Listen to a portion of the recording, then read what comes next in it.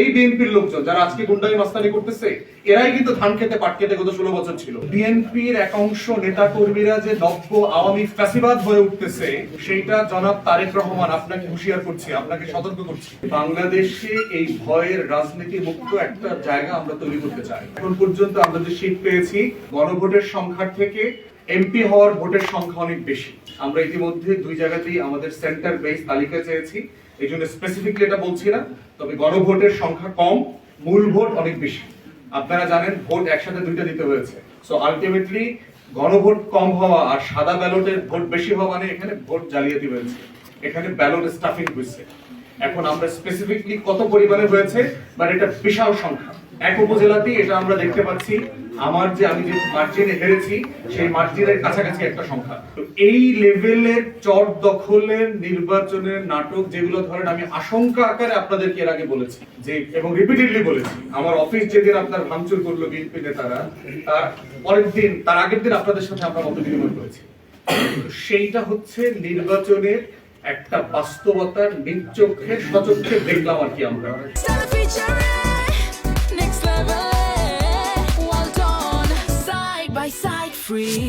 আমরা এমনও ধরেছি যে কেন্দ্রে যাওয়ার পথে যে ভোটার স্লিপটা দেয় না, স্লিপের সাথে টাকা দিয়ে দিচ্ছে। ভোট কেন্দ্রে ভিতরে যেটা মানে কালো পর্দা দিয়ে ঢাকা, সেখানে লোক দাঁড়ায় আছে, 2 জন 3 জন 4 জন মিলে দাঁড়ায় আছে। কোথাও কোথাও দেখেছি ওই পর্দাটাই নাই।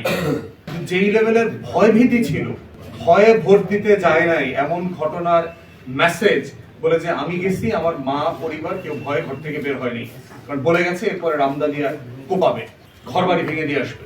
হাজার হাজার নেতা কর্মীরা এলাকা ছাড়া এখন পলাতক জীবনযাপন করছে।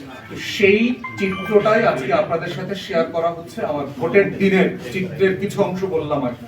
আমাকে কোপাবে, আমার সহকর্মীদেরকে কোপাবে, কার বাড়িতে, এখনই বাড়িতে লোক পাঠাচ্ছে, এরা বরিশালে কে কোথায় থাকে, এখানকার বিএনপির ছেলেপেলেরা কারা খবর নিতে রেকি করতে পাঠাচ্ছে, রামদা জোগাড় করতেছে, এটা জোগাড় করতেছে, ওই এলাকা থেকে দেবে না। মানে 100-র উপরে ঘটনা ঘটেছে, আপনার রক্তাক্ত হয়েছে। এবং এই যারা রক্তাক্ত হয়েছে কেউ সাক্ষী দিতে জিডি করতে রাজি হচ্ছে না। তাহলে আপনি ভয়ের লেভেলটা চিন্তা করেন। আমি যে ওনাদেরকে নিয়ে এটা নিয়ে মামলাতে যাব, ফাইট করব, প্রশাসনের সাথে ফাইট করব, সেই লেভেলের বাস্তবতা কিন্তু এলাকাতে নাই। তাহলে সারা দেশের বাস্তবতাটা কি? তাহলে বিএনপির একাংশ নেতা কর্মীরা যে নব্য আওয়ামী ফ্যাসিবাদ হয়ে উঠতেছে সেইটা জনাব তারেক রহমান আপনাকে হুঁশিয়ার করছি, আপনাকে সতর্ক করছি। আপনি যদি সত্যিই বাংলাদেশ চালাইতে চান, নেতৃত্ব দিতে চান, আপনার এই নব্য আওয়ামী ফ্যাসিবাদ আপনার দলের ভিতরে যারা হচ্ছে তাদেরকে যদি নিয়ন্ত্রণ করতে না পারেন, তাহলে আপনি সিভিয়ারলি ফেল করবেন এবং আপনার পতন আওয়ামী লীগের হাসিনার থেকেও খারাপ পতন হবে সামনের দিনগুলোতে। আমরা এই ধরনের সিচুয়েশনে 61,000 ভোট পাইছি।